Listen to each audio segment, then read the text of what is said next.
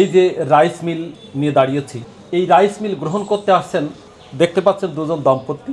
ওনাদের মতো কেউ যদি উদ্যোক্তা হতে চান তাহলে আমার ভিডিওটি দেখা আপনার জন্য অতি আবশ্যক বলে আমরা মনে করি। আসসালামু আলাইকুম। ওয়ালাইকুম আসসালাম। আপনারা ভালো আছেন? জি আলহামদুলিল্লাহ, খুবই ভালো লাগছে মেশিনটা দেখেও। আপনার পরিচয়টা আমাকে দেন। হাসিবুল ইসলাম, আমার বাড়ি ঝিনাইদহ জেলা কাপাসিয়া ইউনিয়ন হরিণাকুণ্ড উপজেলা, গ্রাম দারিয়াপুর।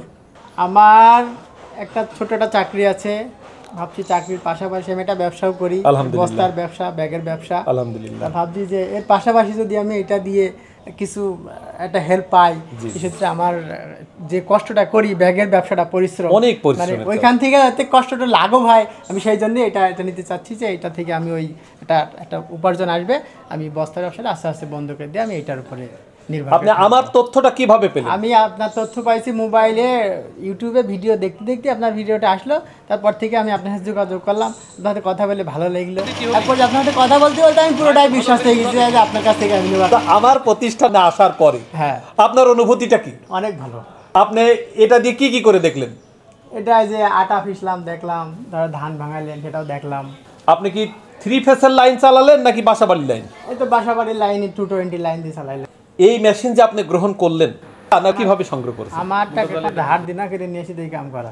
এখান থেকে যদি কোনোভাবেই মিসিং হয়, মিসিং হলে তো আমি একবারে মাইনাস যাবো, 2 বছর পিছিয়ে যাবো। মানে আমি এখন আসি কত সালে, 2025, আমি চলে যাবো 2022 সালে। এতটা মানে কনফিডেন্স আপনার কি করে হলো যে এই মেশিনের সঙ্গে যুক্ত হয়ে আপনি লাভবান হবেন?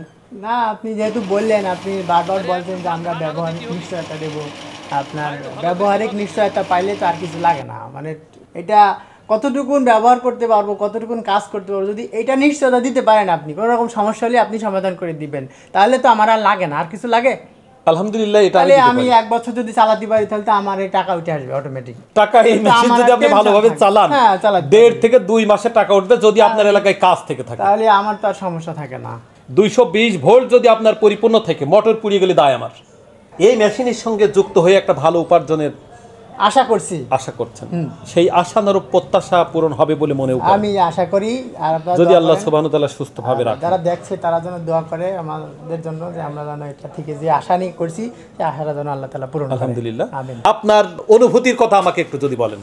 আমার খুবই ভালো লাগছে মেশিনটা দেখেও। তারপরে আমার খালাও এটা করে, তারপরে ভাবছি এটা থেকে যদি আমাদের অর্থনৈতিক উপার্জন হয় তাহলে আমরা একটু ভালো থাকতে পারবো।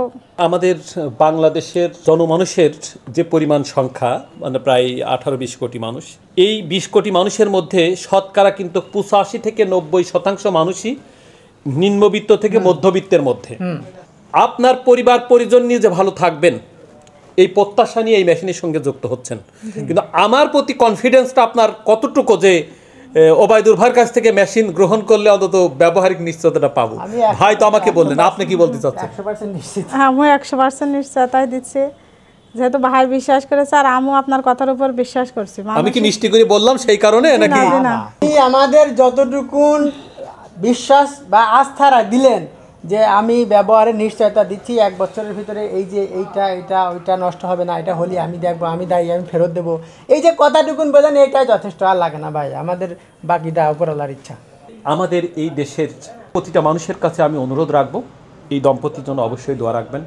এদের জীবন সংগ্রামের গল্প আপনারা শুনলেন। ভাই এই অর্থটুকু খুব সংগ্রাম করে একত্রিত করেছেন, যেন ভাইয়ের এই অর্থটুকু কোনোভাবেই বিফলে না যায়, কোনোভাবেই যেন ভাই আমার কাছ থেকে মেশিন নিয়ে আমাকে যেন কোনোদিন কোনোভাবেই অভিশপ্ততার মধ্যে না রাখে, এমন প্রত্যাশা রেখেই আল্লাহ সুবহানাহু ওয়া তাআলার কাছে লাখ কোটি শুকরিয়া জ্ঞাপন করে আজকের মতো এখানে বিদায় নিচ্ছি। সবাই ভালো থাকবেন, সুস্থ থাকবেন। আসসালামু আলাইকুম ওয়া রাহমাতুল্লাহি ওয়া বারাকাতুহু।